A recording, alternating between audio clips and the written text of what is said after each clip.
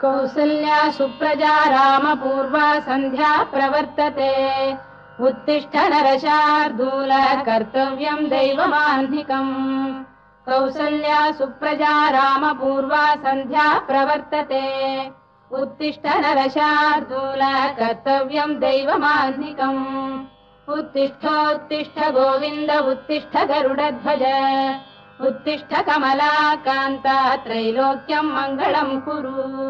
उत्तिष्ठोत्तिष्ठ गोविन्द उत्तिष्ठ गरुडध्वज उत्तिष्ठ कमलाकान्ता त्रैलोक्यं मङ्गलं कुरु मातः समस्त जगतां मधुकैटभारेः वक्षो विहारिणि मनोहर दिव्यमूर्ते श्रीस्वामिनि श्रुत जनप्रियदानशीले श्रीवेङ्कटेश दयिते तव सुप्रभातम्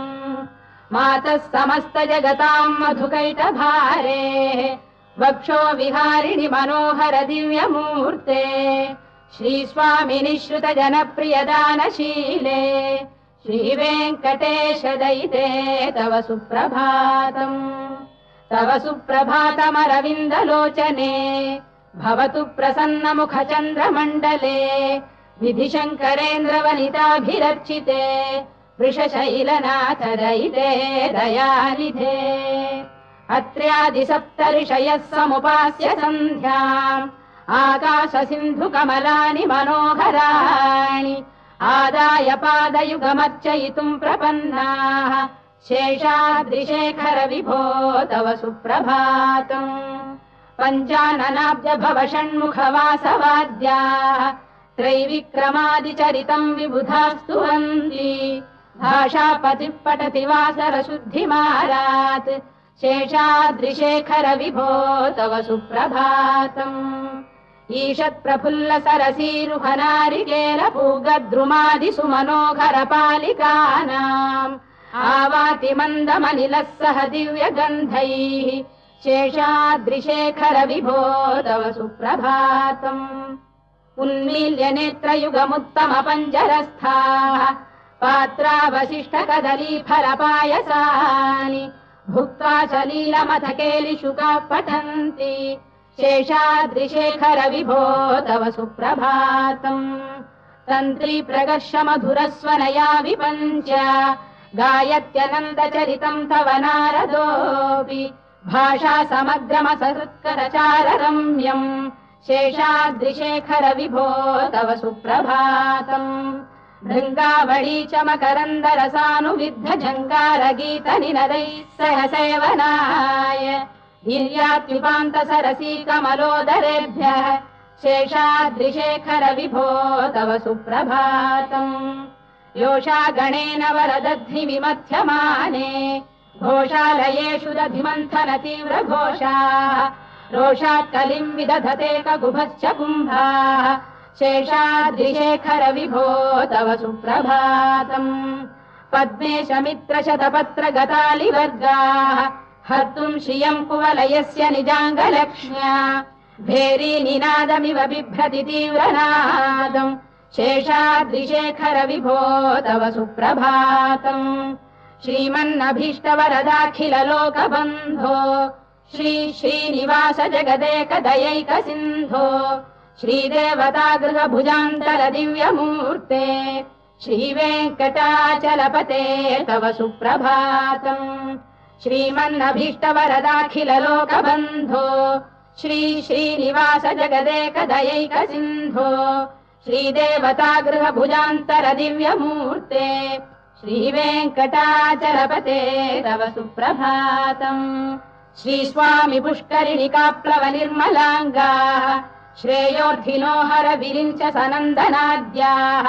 द्वारे वसन्ति वरवेत्र हतोत्तमाङ्गाः श्रीवेङ्कटाचलपते तव सुप्रभातम् श्रीशेषशैल गरुडाचल वेङ्कटाद्रिनारायणाद्रिवृषभाद्रिविषाद्रिमुख्याम् आख्याम् त्वदीय वसतेरनिशम् वदन्ति श्रीवेङ्कटाचलपते तव सुप्रभातम् सेवापरा शिव सुरेश कृशानुधर्म रक्षोऽम्बुनाथ पवमान धनाधिनाथाः बद्धाञ्जलि प्रविलसन्निज शीर्षदेशाः श्रीवेङ्कटाचलपते तव सुप्रभातम् घाटीषु देवि खगराज मृगाधिराज नागाधिराज गजराज हयाधिराजाः स्वस्वाधिकारमहिमाधिकमर्थयन्ते श्रीवेङ्कटाचलपते तव सुप्रभातम् सूर्येन्दुभौम बुधवाक्परिकाव्यसौरिस्वर्भानुकेतुदिविषत्परिषत्प्रधानाः त्वद्दासदासचरमावधिदासदासाः श्रीवेङ्कटाचलपते तव सुप्रभातम् त्वत्पादधूलिभरितस्फुरितोत्तमाङ्गाः स्वर्गापवर्गनिरपेक्ष निजान्तरङ्गाः कल्पागमाकलनयाकुलताम् लभन्ते श्रीवेङ्कटाचलपते तव सुप्रभातम् त्वद्गोपुराग्रशिखराणि निरीक्षमाणाः स्वर्गापवर्गपदवीम् परमाम् श्रयन्तः मर्त्या मनुष्य भुवने मतिमाश्रयन्ते श्रीवेङ्कटाचलपते तव सुप्रभातम्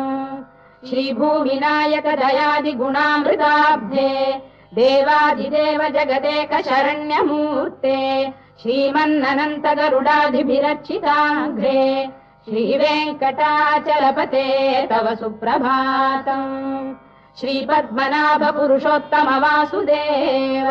वैकुण्ठमाधव जनार्दन चक्रपाणे श्रीवत्स चिह्न शरणागत पारिजात श्रीवेङ्कटाचलपते तव सुप्रभातम् कन्दर्पदर्पहर सुन्दर दिव्यमूर्ते कान्ताकुजाम्बुरुह कुड्मललोल दृष्टे कल्याण निर्मल गुणाकर दिव्य कीर्ते श्रीवेङ्कटाचलपते तव सुप्रभातम् मीनाकृते कमठकोल नृसिंहवर्णिन् स्वामीन् परश्वत तपोधन रामचन्द्र शेषांश रामयदुनन्दन कल्किरूप श्रीवेङ्कटाचलपते तव सुप्रभातम् लीलालवङ्ग घनसार सुगन्धितीर्थम् दिव्यम् वियस्सरिति हेम घटेषु पूर्णम् धृत्वाद्य वैदिक शिखामणयः प्रहृष्टाः तिष्ठन्ति वेङ्कटपते तव सुप्रभातम् भास्वानुदेति विकचानि सरोरुहाणि सम्पूरयन्ति निनदैः कगुभो विहङ्गाः श्रीवैष्णवाः सततमर्थितमङ्गलास्ते धामाश्रयन्ति तव वेङ्कट सुप्रभातम् ब्रह्मादयः सुरवराः समहर्षयस्ते सन्तः सनन्दन मुखास्तव योगिवर्याः धामान्तिके तव हि मङ्गलवस्तु हस्ताः श्रीवेङ्कटाचलपते तव सुप्रभातम् लक्ष्मीनिवास निरवद्य गुणैक सिन्धो संसार सागर समुत्तरणैकसेतो वेदान्त वेद्य निज वैभव भक्त भोग्य श्रीवेङ्कटाचलपते तव सुप्रभातम् लक्ष्मीनिवास निरवद्य गुणैक सिन्धो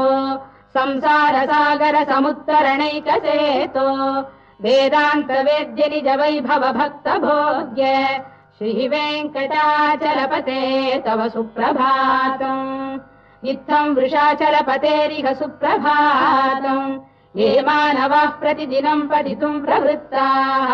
तेषाम् प्रभात समये स्मृतिरङ्गभाजाम् प्रज्ञाम् परार्थसुलभाम् परमाम् प्रसूते इत्थम् वृषाचलपतेरिह सुप्रभातम् ये मानवाः प्रतिदिनम् पठितुम् प्रवृत्ताः तेषाम् प्रभात समये स्मृतिरङ्गभाजाम् प्रज्ञाम् परार्थसुलभाम् परमाम् प्रसूते कमलाकुचूचुक कुङ्कुमतो नियतारुणितातुलनीलतनो कमलायतलोचन लोकपते विजयी भव वेङ्कटशैलपते कमलाकुचूचुक कुङ्कुमतो नियतारुणितातुलनीलतनो कमलायतलोचन लोकपते विजयी भव वेङ्कटशैलपते सचतुर्मुख षण्मुख पञ्चमुख प्रमुखाखिल दैवत मौलिमणे शरणागत वत्सल सारनिधे परिपालय मां वृषशैलपते अतिवेलतया तव दुर्विषहैरनुवेलकृतैरपराधशतैः भरितं त्वरितं वृषशैलपते परया कृपया परिपाहि हरे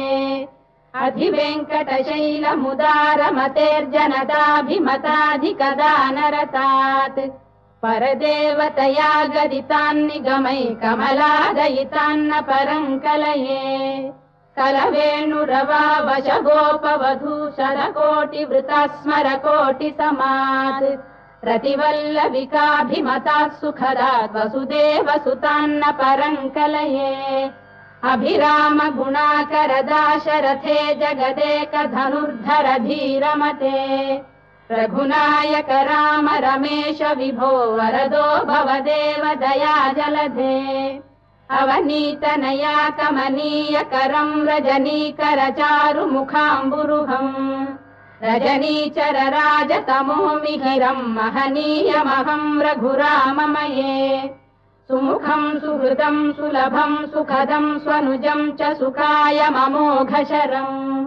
अपहाय रघुद्वहमन्यमहं न कथञ्चन कञ्चन जातु भजे विना वेङ्कटेशं ननाथो ननाथ सदा वेङ्कटेशं स्मरामि स्मरामि हरे वेङ्कटेश प्रसीद प्रसीद प्रियं वेङ्कटेश प्रयच्छ प्रयच्छ विना वेङ्कटेशं ननाथो ननाथ सदा वेङ्कटेशं स्मरामि स्मरामि हरे वेङ्कटेश प्रसीद प्रसीद प्रियं वेङ्कटेश प्रयच्छ प्रयच्छ अहं दूरतस्ते पदाम्भोजयुग्म प्रणामेच्छयागत्य सेवां करोमि सकृत्सेवया नित्यसेवा फलं त्वं प्रयच्छ प्रयच्छ प्रभो वेङ्कटेश अज्ञानिना मया दोषानशेषान् विहितान् हरे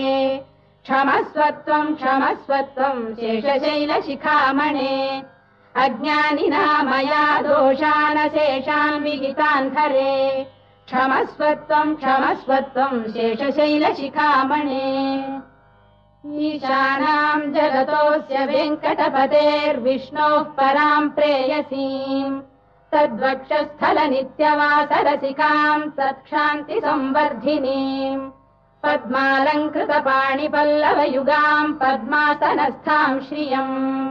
वात्सल्यादिगुणोज्ज्वलां भगवतीं वन्दे जगन्मातरम्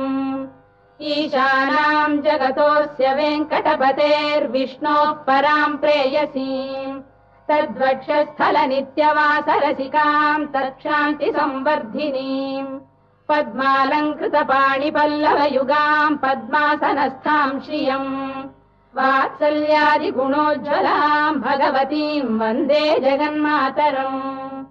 श्रीमन्कृपाजलनिधे कृत सर्वलोक सर्वज्ञ शक्तनतवत्सल सर्वशेषिन् स्वामिन् सुशील सुलभाश्रित पारिजात श्रीवेङ्कटेश चरणौ शरणं प्रपद्ये श्रीमन्कृपाजलनिधे कृत सर्वलोक सर्वज्ञ शक्तनतवत्सल सर्वशेषिन् स्वामिन् सुशील सुलभाश्रित पारिजात श्रीवेङ्कटेश चरणौ शरणं प्रपद्ये आनूपुरार्पित सुजात सुगन्धि पुष्प सौरभ्य सौरभकरौ समशन्निवेशौ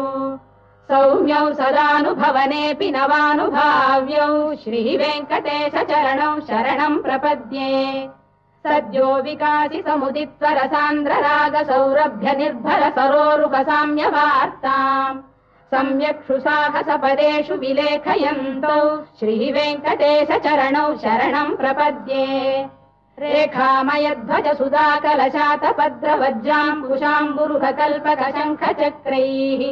भव्यैरलङ्कृततलौ परतत्त्वचिह्नैः श्रीवेङ्कटेश चरणौ शरणं प्रपद्ये ताम्रोदरद्युतिपराजित पद्मरागौ बाह्यै महोभिरभिभूत महेन्द्र नीलौ उद्यन्नखांशुभिरुदस्त शशाङ्कभासौ श्रीवेङ्कटेश चरणौ शरणं प्रपद्ये सप्रेम भीति कमलाकर पल्लवाभ्याम् संवाहनेऽपि सवदिक्रममादधानौ कान्थाववाङ्मनस गोचर सौकुमार्यौ श्रीवेङ्कटेशचरणौ शरणं प्रपद्ये लक्ष्मीमहीतदनुरूप निजानुभावनीलादिदिव्यमहिषीकरपल्लवानाम् आरुण्यसङ्क्रमणतः किल सान्द्ररागौ श्रीवेङ्कटेशचरणौ शरणं प्रपद्ये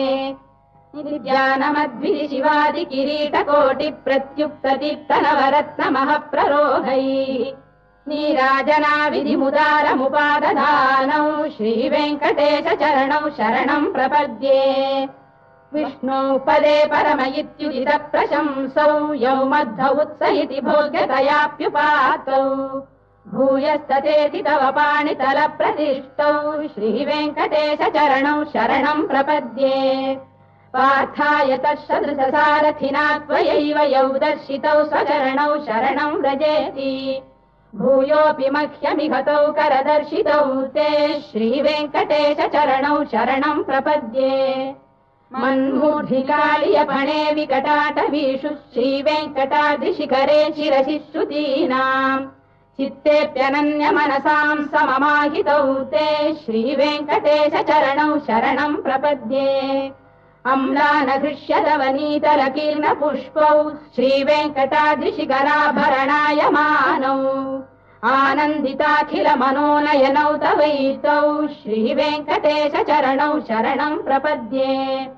प्रायप्रपन्नजनता प्रथमावगाह्यौ मातुस्तनाविव शिशोरमृतायमानौ